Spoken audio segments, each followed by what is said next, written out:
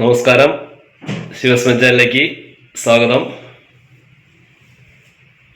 നമ്മളിപ്പോൾ നിൽക്കുന്നത് ബത്തേരിയിലെ താമസ സ്ഥലത്താണ് കേട്ടോ. നമുക്ക് ചെറിയ ബഡ്ജറ്റ് നല്ല റൂം കിട്ടി. പിന്നെ ഞാൻ പോകുമ്പോൾ അങ്ങനത്തെ റൂമുകൾ തന്നെ എടുക്കാറുള്ളൂ. ചെറിയ ബഡ്ജറ്റിൽ നമുക്ക് അത്യാവശ്യം നല്ല റൂമുകൾ കിട്ടും. അപ്പോൾ നമ്മുടെ ഇന്നത്തെ വീഡിയോയെ കുറിച്ച് ചാനലിൻ്റെ മെമ്പറുടെ ചില വാക്കുകൾ.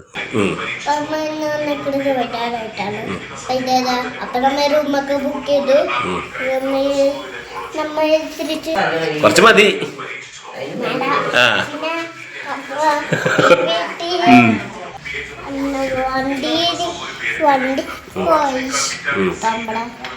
ഞാൻ പറയേ കൊറേ നേരായി.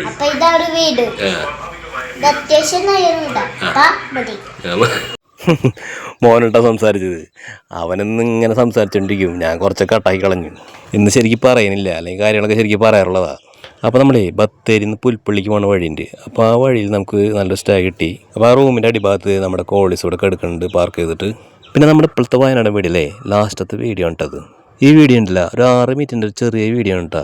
ബത്തേരി നമ്മൾ സ്റ്റേ ചെയ്തിട്ട് ഇനി മുത്തങ്ങ റൂട്ട് പിടിക്കാനാണ് തീരുമാനം. അപ്പോൾ മുത്തങ്ങ കടന്ന് ഗുണ്ടൽപേട്ട്, അതുവഴി ഗുണ്ടൽപേട്ട് മസിനഗുഡി വഴി ഊട്ടി, പിന്നെ തിരിച്ച് നമ്മുടെ തൃശ്ശൂർക്ക്. അപ്പോൾ പുതിയ ആൾക്കാരൊക്കെ വീഡിയോ കാണുന്നുണ്ടെങ്കിലേ വയനാട് വന്നാലേ നിങ്ങൾക്ക് എങ്ങനെ നല്ല രീതിയിൽ കറങ്ങാം എന്നുള്ള രീതിയിലാണ് നമ്മുടെ ഇപ്പോഴത്തെ വയനാടൻ വീഡിയോകൾ ഇട്ടിരിക്കുന്നത്. നമ്മൾ താമരശ്ശേരി ചുരം കയറി കഴിഞ്ഞ് വയനാട് എത്തിക്കഴിഞ്ഞാൽ എങ്ങനെയൊക്കെ റൂട്ട് പോകാമെന്ന് നമ്മുടെ മുമ്പത്തെ ഓരോ വീഡിയോ ഉണ്ടല്ലോ അട്ടായിട്ടുണ്ട്. അപ്പോൾ ചാനലിൻ്റെ മുമ്പത്തെ വീഡിയോ ഒക്കെ എടുത്ത് നോക്കി കഴിഞ്ഞാൽ നിങ്ങൾക്ക് നല്ലൊരു കറക്കത്തിൻ്റെ ഒരു ഐഡിയ കിട്ടും. അങ്ങനെ കറങ്ങി നമ്മളിതേ ലാസ്റ്റ് നമ്മൾ ഇന്നത്തെ വീഡിയോയിൽ എത്തി നിൽക്കുന്നത്. അപ്പോൾ പറ്റുമെങ്കിൽ കാണാൻ ശ്രമിക്കുക. വയനാട് വന്നാൽ നിങ്ങൾക്ക് അത് ഉപകരിക്കുന്ന നമ്മുടെ യാത്ര ബത്തേരിയിൽ നിന്ന് മുത്തങ്ങ റൂട്ടിൽ. അപ്പോൾ അങ്ങനെ നമ്മൾ ഈ മുത്തങ്ങ റൂട്ടൊക്കെ പോയി കഴിഞ്ഞ് നമുക്ക് മുത്തങ്ങ കാടുകളും കണ്ട്, പിന്നെ അതുപോലെ ബന്ദിപ്പൂർ കാടുകളും കഴിഞ്ഞ് കാർഷിക നാടായ ഗുണ്ടൽപേട്ട് എത്തും. എന്നിട്ട് നമുക്ക് തിരിച്ച് വയനാട്ടിൽ കൂടെ തന്നെ വരണ്ടെന്നുണ്ടെങ്കിൽ എന്നുവെച്ചാൽ നമുക്ക് കണ്ട കാഴ്ചകൾ തന്നെ വീണ്ടും കണ്ടുവരണ്ട, നമുക്ക് വേണമെങ്കിൽ ഇങ്ങനെ കറങ്ങാം. ഗുണ്ടൽപേട്ടിൽ നിന്ന് വീണ്ടും പോയി നമുക്ക് മസിനഗുഡി വഴി ഊട്ടിക്ക് പോകാം. അത് നമ്മൾക്ക് ഗുണ്ടൽപേട്ടൊക്കെ എത്തിക്കഴിഞ്ഞാൽ കുറച്ചും കൂടി മുന്നോട്ട് പോയി കഴിഞ്ഞാൽ നമുക്ക് ഊട്ടി റോഡ് കാണാം. പിന്നെ ഗുണ്ടൽപേട്ടിൻ്റെ വീഡിയോ ഞാൻ എടുത്തിട്ടുണ്ട് കേട്ടോ. പിന്നെ നമ്മുടെ വീഡിയോകൾ ഇങ്ങനെയൊക്കെ വരുന്നുട്ടാ. നമ്മുടെ തൃശ്ശൂരിൽ നിന്ന് സ്റ്റാർട്ട് ചെയ്ത് വയനാട് വരെയുള്ള വഴിയും, പിന്നെ ഈ വീഡിയോക്ക് മുമ്പുള്ള 2-3 വയനാടൻ വീഡിയോ, പിന്നെ അത് ഈ ലാസ്റ്റ് വീഡിയോ.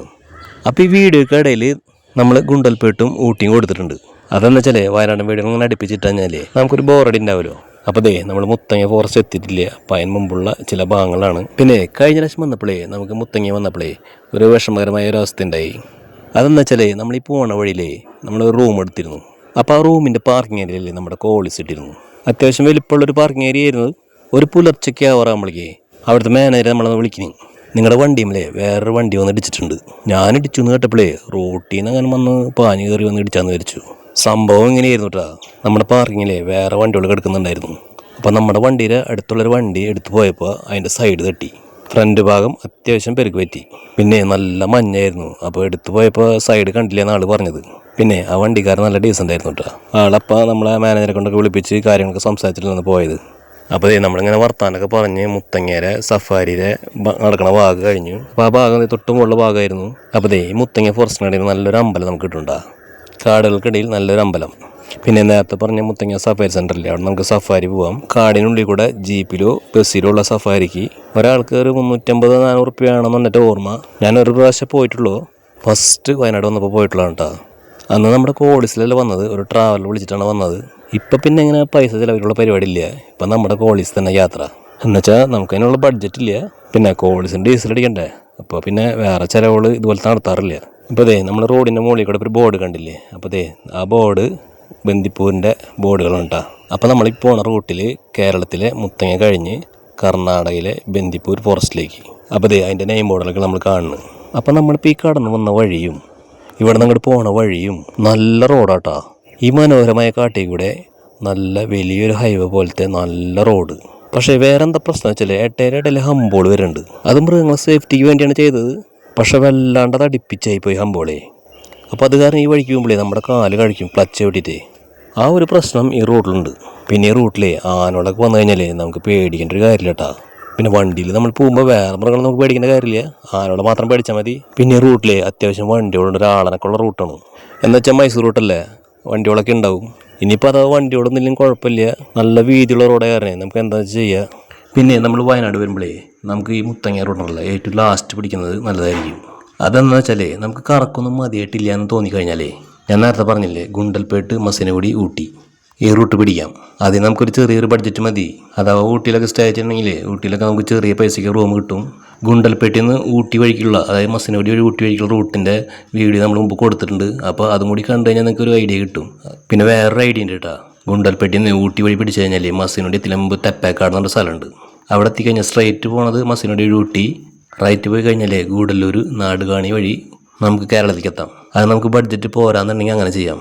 എന്നാലും അത്യാവശ്യം കുറേ കാടിൻ്റെ കാഴ്ചകളൊക്കെ നമുക്ക് കാണാം കേട്ടോ ഈ വഴിക്ക്. അപ്പം നമ്മളിപ്പോൾ ഈ പോകുന്ന വഴി ഉണ്ടല്ലോ അത് തിരിച്ച് തന്നെ കണ്ടുപോയി കഴിഞ്ഞാൽ നമ്മൾ കണ്ട കാഴ്ചകൾ തന്നെ കാണാം. ഇതാകുമ്പോൾ അത്യാവശ്യം കുറേ കാടുകളും കാട്ടുമൃഗങ്ങളും കണ്ട് നമുക്ക് തിരിച്ച് ഈ നാടുകാണി വഴി പോകാം. ഇപ്പോഴത്തെ കാലത്ത് ഇങ്ങനെ വഴിയൊന്നും പറഞ്ഞു തരേണ്ട കാര്യമില്ല. ഞാനിപ്പോൾ ഇപ്പോഴത്തെ കാലത്ത് ഇങ്ങനെ വഴിയൊന്നും പറഞ്ഞു തരേണ്ട കാര്യമില്ല. നമ്മളിപ്പോൾ വണ്ടിയിലൊക്കെ പോകുമ്പോഴേ മാപ്പും കാര്യങ്ങളൊക്കെ ഉണ്ടല്ലോ. എന്നാലും ചില സന്ദർഭങ്ങളിലേ നമ്മൾ നാട്ടുകാരോട് ചോദിക്കേണ്ട ഗതി കിടന്നു. മാപ്പിനെ അങ്ങനെ കണ്ട് വിശ്വസിച്ച് പോകാൻ പറ്റില്ല. പ്രത്യേകിച്ച് കാട്ടിക്കട പോകുമ്പോൾ ചിലപ്പോൾ നെറ്റും പോവും, ചോദിക്കാൻ വഴിയിൽ ആരും ഉണ്ടാവില്ല. പിന്നെ നമ്മൾ ഈ പോണ വഴിക്കുണ്ടല്ലോ വണ്ടിയൊന്നും നിർത്തിടാൻ പാടില്ല, നല്ല ഫൈൻ കിട്ടും. ഇനി അഥവാ അത്യാവശ്യം വെല്ലം ഉണ്ടെങ്കിൽ ഉണ്ടല്ലോ ഈ കാടിനിടയിലൊക്കെ ഫോറസ്റ്റുകാരെ ചില കെട്ടിടങ്ങൾ കാണാം, അവിടെ നമുക്ക് ജസ്റ്റ് ഒന്ന് നിർത്താം. അപ്പോൾ ഇന്നത്തെ യാത്രയെക്കുറിച്ച് നിങ്ങൾക്ക് ഏകദേശം ഒരു ഐഡിയ കിട്ടിയെന്ന് വിചാരിക്കുന്നു.